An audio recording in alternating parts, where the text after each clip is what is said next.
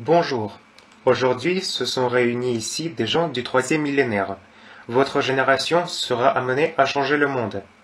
Il existe un point d'origine qui s'appelle la loi du temps ou le changement de la logique du comportement social. Les technologies ont commencé à se renouveler plus vite que les générations humaines. Les générations humaines se renouvellent tous les 25 ans. Auparavant, les technologies n'évoluaient pas sur des siècles durant. À cette époque, les systèmes d'initialisation étaient courants. Vous avez reçu certaines connaissances en début de votre vie et ça vous suffisait pour toute votre vie. Alors qu'aujourd'hui, tous les 5-10 ans, les technologies changent. On appelle ça le changement de la logique du comportement social. Une autre catégorie de gens surgit, qui influe sur ce qui se passe, et une autre catégorie d'élite.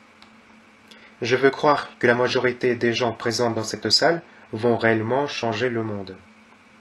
J'appelle notre rencontre aujourd'hui la sortie de la matrice et la voie vers la vie saine, c'est-à-dire l'ouverture d'esprit de la jeunesse du XXIe siècle. J'aurais comparé ce qui se passe aujourd'hui dans la société du point de vue de la sociologie, de l'organisation de la société. C'est à peu près la même chose qu'à l'époque de Copernic, de Giordano Bruno. Tout le monde pensait que le soleil tournait autour de la Terre. Et si quelqu'un disait le contraire, on le prenait pour un fou, on le brûlait sur du bûcher. Aujourd'hui, dans le monde social, il se passe la même chose. On va découvrir des choses assez simples qu'on ne voyait pas auparavant, parce que la pyramide sociale s'était formée et que la matrice s'était formée. Mais on ne le sentait pas. Est-ce que vous avez regardé le film Matrice? Le scénario de ce film est très sérieux. Là-bas, sous forme fantastique, est montré que les gens vivent dans une matrice. Et sont présentés des moyens technologiques informatiques de sortie de cette matrice. C'est 100% analogique à la réalité. Mais, dans la vie réelle, vous trouverez la sortie seulement avec une révélation équivalente à la découverte de Copernic dans la mécanique. Et le début de cette transformation, de changement dans tous les domaines de la vie de la société, ne peut commencer que par les choses les plus simples, à partir du changement de sa vision de la consommation de la nourriture, de la consommation de l'eau et du maintien de son corps. Puisque le corps, c'est le temple de l'âme, si on change son comportement vis-à-vis de son corps, tout change. Non seulement notre vie change, mais notre santé s'améliore, notre vision de la vie change, et beaucoup d'autres choses. Dans ce film, peu de gens remarquent que c'est précisément la nourriture et l'évacuation des parasites de notre corps qui est la partie la plus importante. N'importe quelle œuvre, littéraire, cinématique, ils sont forts seulement s'il y a un sous-entendu. Je voudrais que vous compreniez, le plus important, c'est devenir un être humain.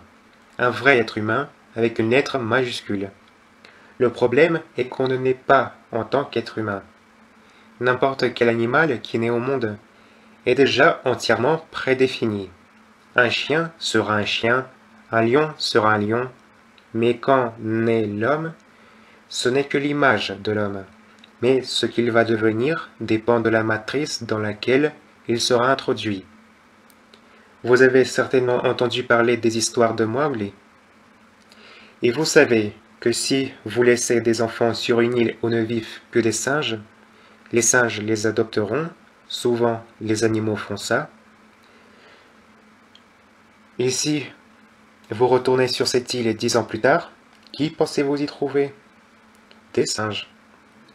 C'est-à-dire, l'homme ne peut pas se former sans un entourage qui en fait un être humain. Même dans la Bible, et Dieu dit, on va créer l'homme à notre image, à l'image de Dieu. Pourquoi il a oublié d'en faire son égal? Non, il n'a pas oublié. L'égalité à Dieu ne s'offre pas automatiquement. Cette qualité, tu peux l'acquérir durant ta vie ou ne pas l'acquérir. Si tu te trouves parmi des singes, malheureusement, tu deviendras un singe. Si tu te trouves dans un groupe de fumeurs, tu deviendras un fumeur. C'est pas parce que dès votre naissance vous rêviez de fumer et de boire du vin, c'est imposé par la matrice. Et toutes ces matrices ne sont pas lancées pour le bien des gens, mais pour le bien des corporations transnationales, qui vous transforment en plantons sur lesquels ils peuvent faire de l'argent. Je ne dis jamais, durant mes séminaires, que c'est pas bien de fumer et de boire. Ça, on le sait, c'est évident. À votre âge, il faut comprendre une seule chose. Il faut devenir un vrai être humain. Dieu nous a donné la raison, on peut vivre en tant qu'être humain, ça veut dire avant tout ne pas faire de mal à soi-même. Consommer de l'alcool, du tabac, de la drogue, c'est détruire son corps, qui est le temple de l'âme. Vivre en tant qu'être humain, c'est avant tout ne pas faire de mal à soi-même, à son entourage, ne pas faire de mal à la nature. Sur quoi sont fondés nos liens avec le monde extérieur? Il y a le monde extérieur et il y a nous-mêmes. Nous entrons en contact avec le monde extérieur sur certaines fréquences, sur certaines chaînes. Supposons que l'on est sorti sur le monde extérieur sur la chaîne du bien. Donc, en moyenne, le monde extérieur est connecté avec nous sur cette chaîne. Il existe aussi des exceptions, mais si vous apportez du bien, donc petit à petit, tout va s'arranger au mieux pour vous. Il faut être très attentif au hasard. Anatole France dit « Le hasard, c'est le pseudonyme de Dieu quand il ne veut pas signer quelque chose avec son propre nom. » Soyez très attentif au hasard. S'il arrive quelque chose de mauvais par hasard, Dieu vous a mis en garde. Vous avez fait quelque chose pas comme il le fallait, ou quelque chose de mal. Si tout se passe bien, ça veut dire que Dieu vous aide. Vous êtes tombé par hasard sur la bonne personne, quelqu'un vous donne de bons conseils. Tout s'arrange bien pour vous. Pouchkine dit « La raison humaine, dans le sens populaire, n'est pas un prophète, mais un devin. » Et ça se termine par « Mais il ne peut pas prédire l'intervention puissante et instantanée de l'arme de Dieu. » Si l'homme ne vit pas en harmonie avec Dieu, tôt ou tard, se produira un événement, et si tout allait bien pour lui jusqu'à là, tout à coup, tout va mal. Il pense que c'est dû au hasard, mais non, c'est pas dû au hasard. Il a dépassé toutes les limites de patience de Dieu. Si vous apprendrez à vivre comme un vrai être humain, ne pas faire de mal à soi-même, aux gens autour, à la nature. Pourquoi suis-je ici aujourd'hui devant vous? On m'a donné cette information 30 ans auparavant. Depuis, je n'ai pas bu une goutte d'alcool et je n'ai pas fumé aucune cigarette. Mais, jusqu'à mes 40 ans, j'ai vécu autrement. J'ai 2 filles et un fils. Je ne les imagine pas consommer de l'alcool ou du tabac. C'est pas parce que je leur interdis. Ils disent que c'est complètement stupide de détruire soi-même. C'est contre Dieu, c'est contre l'humanité. Et le plus important, c'est perdre l'apparence donnée par Dieu. La perte du désir de vivre comme un être humain est formée intentionnellement. C'est la base du bénéfice des corporations, c'est-à-dire sur les péchés des gens qui vivent dans cette matrice. Pourquoi, durant des fêtes de fin d'année, on boit du champagne? Parce que tout le monde boit. C'est la réponse typique. Parce que c'est la matrice. Parce qu'on nous a formés comme ça. Vous pouvez vérifier mes mots. Regardez tous les films sans exception, en commençant par le tout premier de l'histoire du cinéma. Vous ne trouverez pas de film sans scène de consommation d'alcool et du tabac. Or, ça c'est une matrice. Car personne ne vous dit « Tiens, bois, bois ». Tout simplement, il y a ces technologies. On peut dire tout ce qu'on veut, mais seules les images ont de l'influence. On peut dire tout ce qu'on veut. Boire, c'est pas bien. Fumer, c'est pas bien non plus. Vous pouvez écouter ça pendant des heures, mais si vous sortez dans la rue et vous voyez un beau jeune homme ou un cow-boy avec une cigarette à la main sur l'image d'une publicité, c'est l'image qui l'emporte.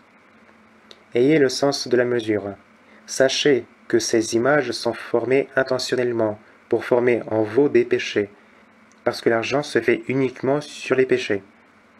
Sur des gens comme moi, vous ne pouvez pas faire de l'argent. Je me nourris de légumes, je bois de l'eau. Le thé et le café, c'est des boissons dangereuses. Je ne les consomme pas par principe. Ils déshydratent le corps. Tout ça, on nous impose. C'est un grand business. Le thé, le café. Or, c'est une matrice. Vous avez pris l'habitude d'un thé ou d'un café matinal, et où que vous vous rendez, on vous propose toujours du thé ou du café. La majeure partie de mes rencontres se terminent par des changements radicaux dans la vie des gens. Je reçois des centaines de lettres, et toutes commencent de la même façon. 3 ans auparavant, j'ai regardé votre vidéo, depuis, je ne fume plus et je ne bois plus. Le but de mon séminaire est de vous donner un coup de pouce pour que vous essayiez de changer votre vie. Je fais beaucoup de séminaires aux premières années des études supérieures, et beaucoup de jeunes gens changent la vie de leurs parents. Il est difficile d'expliquer aux parents pourquoi je suis là devant vous. Parce que les gens adultes, prenant même nos professeurs d'université, ils peuvent enseigner à n'importe qui, mais ils sont incapables de changer soi-même, d'apprendre. Et comme vous êtes jeune et que vous vous formez, vous pouvez comprendre tout ça et l'apprendre beaucoup plus vite. Pourquoi je veux souligner cette dernière chose? Il est difficile de comprendre la vie. Si vous passez votre vie à lire sans arrêt, de toute façon, vous ne comprendrez rien. Le problème est que les gros bouquins sont écrits sur commande de quelqu'un. Par exemple, j'entre dans un parlement, je vois un grand bouquin sur le bienfait de la nourriture séparée, beaucoup de chercheurs, d'informations, d'arguments. Je reviens quelques mois plus tard, sur cette même table, il y a un autre bouquin, cette fois-ci sur la nuisance de la nutrition séparée. Et c'est pour ça pour toutes les questions. Je vous garantis que pour toutes les questions, vous trouverez des arguments pour et des arguments contre, parce qu'il s'agit d'un combat entre des corporations, pour vos habitudes, vos traditions, et chaque corporation cherche à s'imposer.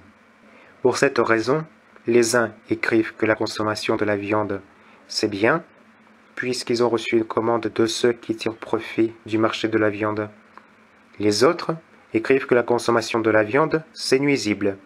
J'ai 70 ans. J'ai vécu assez longtemps pour comprendre. À côté de la littérature, il faut avoir à ses côtés un tuteur. Rencontrer des gens qui ont de l'expérience. Rencontrer des gens qui n'ont pas d'autre motivation que votre bonheur. Je vous dis ce que je raconte à mes enfants. Après quoi, ils changent leurs habitudes. Je n'ai pas d'autre motivation. Je veux vous le raconter comme à mes enfants.